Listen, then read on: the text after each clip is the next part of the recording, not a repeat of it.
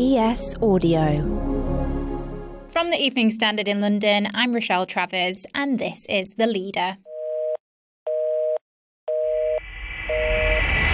For the third time in 5 weeks, people are being told only to call 999 if it's a life or limb-threatening emergency. Thousands of call handlers, paramedics, drivers and technicians from the Unison, Unite and GMB unions are striking again over an ongoing dispute about pay and staffing. They join the growing number of professions from the health sector who are taking action. Further strikes are expected to be announced in the coming weeks by nurses and other NHS workers. But with our much-loved NHS already in crisis, just what does this mean for its future? Steve Johnson is a London paramedic and Unison rep.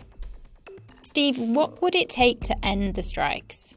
Well, it's two things. One, for the government to come to the table at least and talk about this financial year's pay settlement. It's clearly not enough, but some kind of negotiation, some meaningful negotiation would help. Let's hope the government can put an offer down on the table that we can then just say, okay, we'll stop the strikes, we'll go back to our colleagues and we'll see if that's acceptable. But that's the first part. The second part is we want some kind of commitment and acknowledgement that the NHS has a huge staffing crisis at the moment. 130,000 vacancies across the NHS. Over 40,000 of those are nurses. We've got 10% vacancy rates at least across the ambulance sectors. So we just want some kind of commitment from the government as well. Just say, look, we know that the service is in crisis. We know there's a workforce crisis, the worst that it's ever been. And some kind of commitment from the government to say we will respond to that. And for next year's pay deal and in future, we will try and resolve this and try and improve the staffing shortages. We are striking for pay, but it's not so that we can have 4-star holidays instead of 3-star holidays. It's so that we can have more staff and more colleagues to support us. And if there's more staff in A&E, if there's more staff in the hospitals, and if there's more staff in the community, then these queues will go down and patients will have much better care. Long ambulance waiting times have been in the media a lot over recent weeks. Can you just explain to our listeners just how difficult is it at the moment doing your job?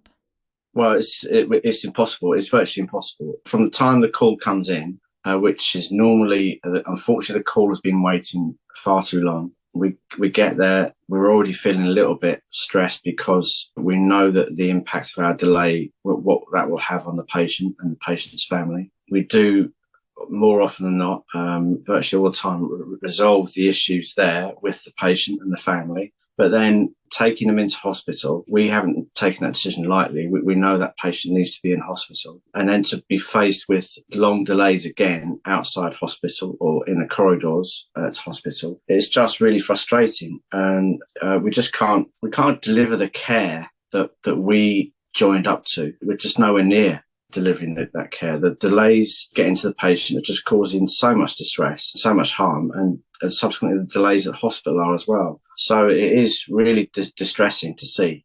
What's morale like amongst you and your colleagues? I've been in the job now 27 years, and I've never, ever seen it this bad. Funny enough, I joined in 95, and I joined when we had queues outside A&E, funny enough, and we had so often a few hours delay sometimes. But that was quite transient, and then things improved, and within a few years, those queues disappeared, and there was extra funding, and then we didn't see a queue in A&E for a decade probably. And then as soon as 2010 happened, it was like someone flicked a switch.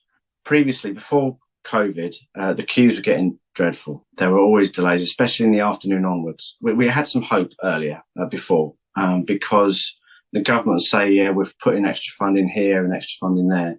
But the queues seem to get worse and worse. And I think what's happened now is that we've just given up hope now. Many staff have just decided, I've had enough. And it just feels that the morale is the worst I've ever seen. And there are people who are leaving and there are people who are talking about leaving. And there doesn't seem to be anyone that's particularly happy at the moment. And have you ever thought about leaving the profession? I have thought about it, definitely. It is pretty unbearable sometimes. Just the stress of seeing the patients that are on your trolley bed that can't get into hospital. And then knowing that you're going to a job where someone is quite ill and they've had to wait 2 or 3 hours for you, that's just appalling. And it just feels quite upsetting sometimes that we can't do the job that we joined, we're trained to do. So yeah, I have thought about leaving, and who knows? I don't know. I still love the job, unfortunately, and but yeah, who knows? Can you see the strikes coming to an end anytime soon? If we can keep the pressure up, not just NHS staff, if we can keep the pressure up from patients, from public, I mean, public support has been overwhelming. If we can keep the pressure up on the government, then hopefully they could see sense and at least start to negotiate with us. But until they do, I can't see it ending for a good few weeks, months at least, which is really, really distressing. Let's go to the ads. Stay there to hear from our health reporter Daniel Keane about how the health workers' strikes are impacting an already struggling NHS.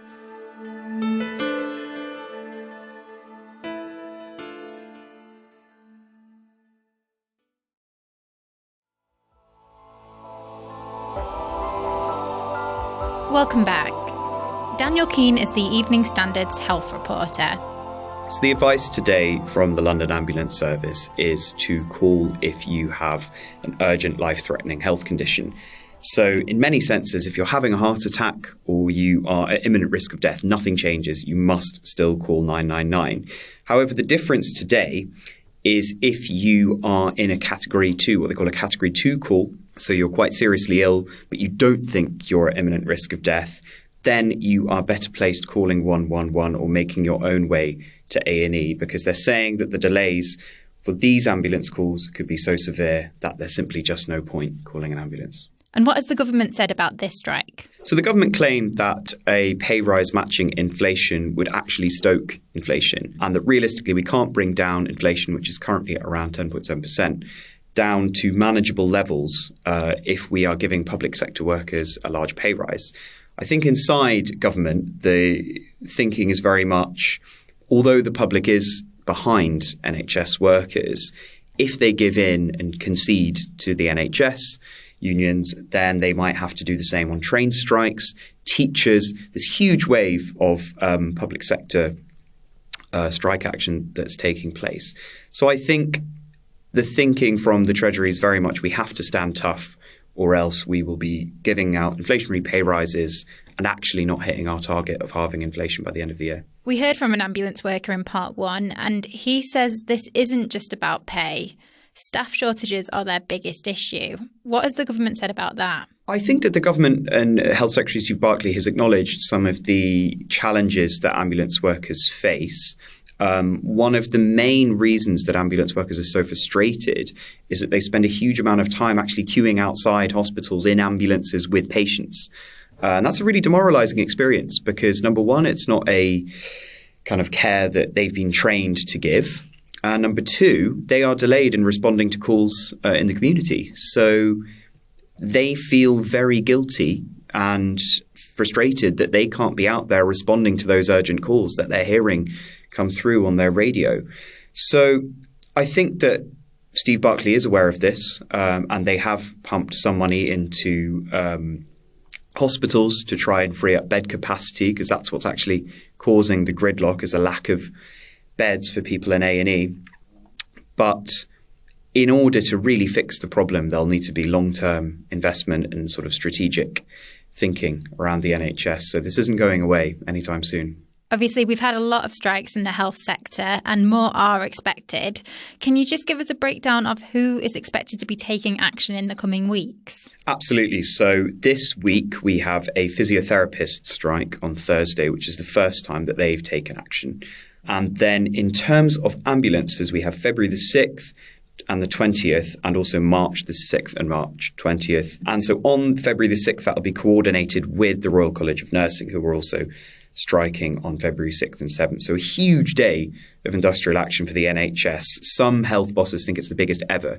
So we will really see quite a lot of disruption on that day. Going forward, obviously, we have a junior doctors ballot. The BMA is balloting junior doctors. So in theory, we could be in a situation in sort of 6 to 8 weeks where You have what is essentially a general strike in the NHS. And that's something the government will really have to think hard about, whether it can sort of allow to go ahead. How worried should the public be about the future of the NHS?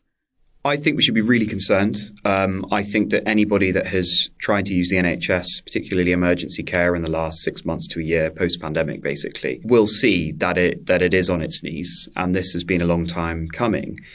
I think that alongside the economy, the NHS, the state of the NHS, will be the priority for voters. You look at the ambulance response times, somebody with a stroke in London waiting up to an hour and a half, an average of an hour and a half for an ambulance. You know, in one of the world's richest countries, I don't think that's something people are going to accept. Similarly, you have over 1 million Londoners on the NHS waiting list for treatment. That's people living in pain, potentially, in need of a hip operation, things like that. So I think that the extent of the crisis is so deep that it touches so many lives that it will really cut through to voters. And that's why you're seeing the Labour Party making a lot of noises about NHS reform. It's an area that the Tories will really need to up their game if they're going to sort of have any chance of winning an election. And that's it from The Leader. This podcast is back tomorrow at 4 p.m.